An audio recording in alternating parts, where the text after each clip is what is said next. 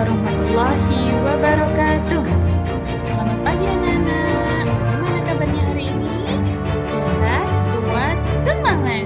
Jumpa lagi bersama Ibu Diana. Sebelum kita ke materi, mari kita berdoa terlebih dahulu. Bismillahirrahmanirrahim.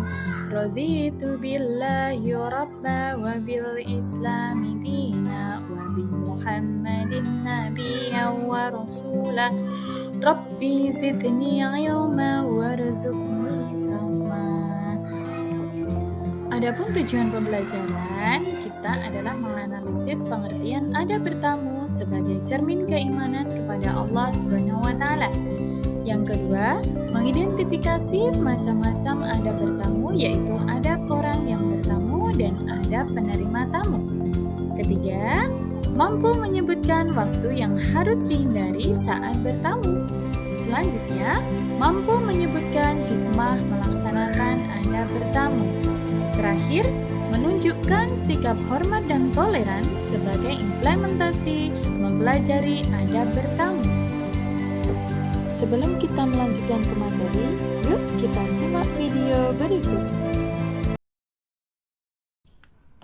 Mudah-mudahan aja Bu Rina suka ya, Ba. Insya Allah. Uma, Abah, ayo. Iya, Rara. Iya Pelan-pelan sayang ya. sebentar. Assalamualaikum. Assalamualaikum, Bu Rina. Kira-kira lagi pada di rumah nggak ya, Ba? Coba, salam sekali lagi, Uma. Uma, Abah. Hmm? Coba Rara aja yang salam.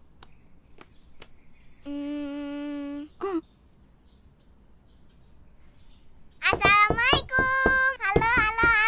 Astagfirullah, Rara. Abah. Misip. Assalamualaikum. Rara nggak boleh gitu, sayang. Kenapa, Bah?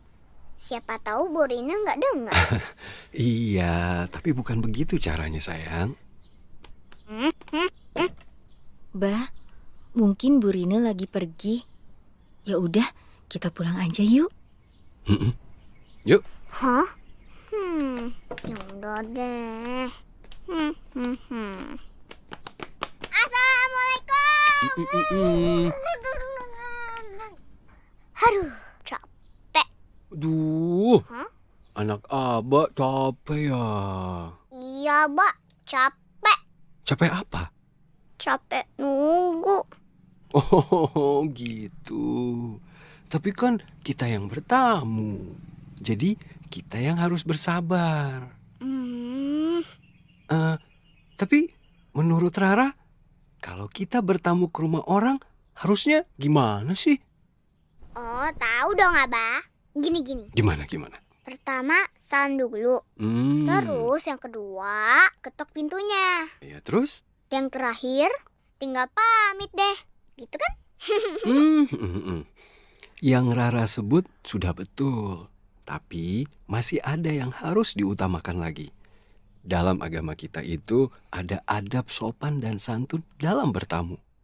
Hah? Ada bertamu? Emang apa aja, Bah? Jadi, saat bertamu itu ada hadisnya, Ra. Minta izin masuk rumah itu 3 kali. Jika diizinkan untuk kamu, masuklah. Dan jika tidak, maka pulanglah.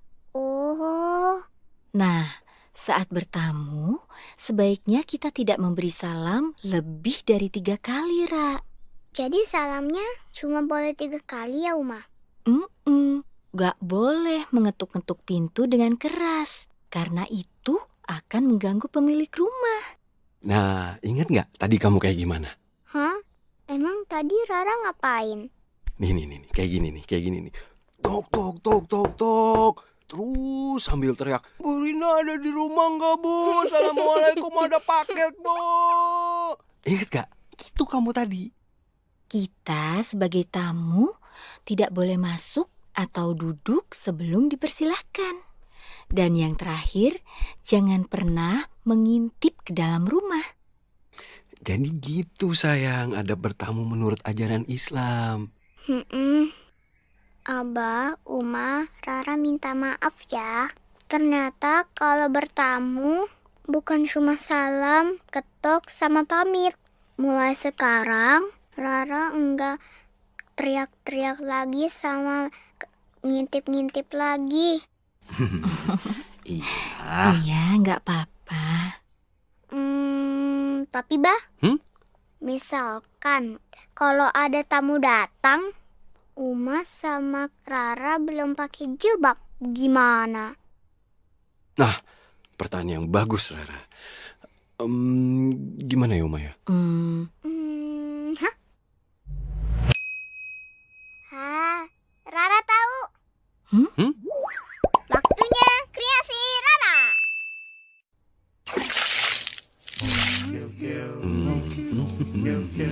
Ya, Inilah di sini ditempel shalalala. Potong. Hah? Abah.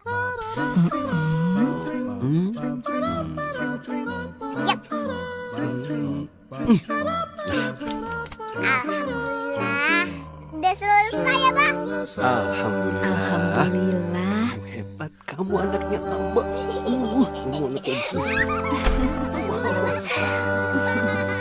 Nah, setelah kita melihat video tadi, kita sudah paham ya bagaimana cara kita beradab dalam bertamu. Bertamu dalam bahasa Arab dikenal at-ta'liziyarofi, artinya datang untuk berkunjung.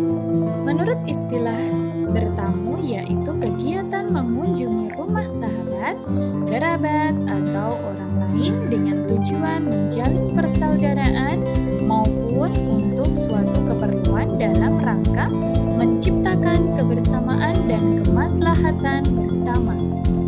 Bagi orang yang bertamu memiliki adab-adab seperti yang pertama, mengucapkan salam, kedua, memiliki posisi berdiri tidak menghadap pintu masuk, selanjutnya bertamu tidak boleh lebih dari 3 hari, lalu kembali pulang ketika tuan rumah tidak mengizinkan masuk, selanjutnya tidak memandang seluruh ruangan dengan penuh kecurigaan, lalu menjawab dengan jelas nama yang sebagai sedangkan sebagai penerima tamu kita juga harus memiliki adab seperti memuliakan tamu.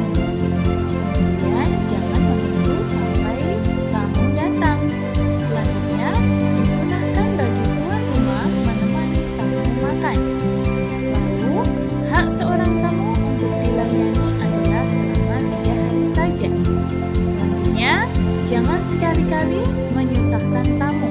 Disunahkan melayani keinginan tamu. Bila tamu tidak mau pulang, maka disunahkan bagi tuan rumah untuk mengantarkan sampai pintu rumah.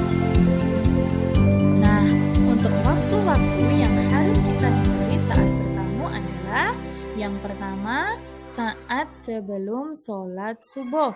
Jadi pagi-pagi sebelum sholat subuh ya kita tidak disunahkan, kita tidak dianjurkan untuk bertamu seperti itu ya. Kemudian ketika sholat atau waktu zikir dan membaca Al-Quran. Ketika penerima tamu sedang membaca Al-Quran atau sedang berzikir, kita tidak boleh memasuki rumahnya, kita tidak boleh bertamu. Selanjutnya waktu istirahat atau tidur siang, jadi jam siang ya, jam siang kita tidak diperbolehkan untuk mengganggu tamu yang sedang tidur. Selanjutnya setelah sholat isya, jadi ketika sudah malam kita tidak dianjurkan untuk bertamu. Sedangkan dalam bertamu kita memiliki keuntungan, kita memiliki hikmah dalam melaksanakan atau mengamalkan adab dalam bertamu. Yang pertama, menumbuhkan sikap toleran terhadap orang lain dan menjauhkan sikap paksaan, tekanan, serta ancaman. Lalu, mempertemukan persamaan atau kesesuaian sehingga terjalin persahabatan dan kerjasama yang baik. Selanjutnya, menciptakan perdamaian dan mempererat persaudaraan. Lalu, sarana untuk berdakwah dan menciptakan kehidupan masyarakat yang bermartabat. Selanjutnya, diluaskan rezeki dan dipanjangkan umur untuk ibadah. Yang terakhir, biasanya mereka tersenyum, maka mereka memperoleh kebaikan karena memberi senyum termasuk sedekah. Nah, untuk tugas kelompok anak-anak diberikan tugas untuk mengamati suatu fenomena permasalahan, diamati apa yang terjadi dalam gambar itu, masalah apa yang terdapat dalam gambar itu, lalu berikan tanggapan serta solusi yang positif dari gambar itu. Ada 3 kelompok ya, silakan dikerjakan, kemudian kita presentasi bersama.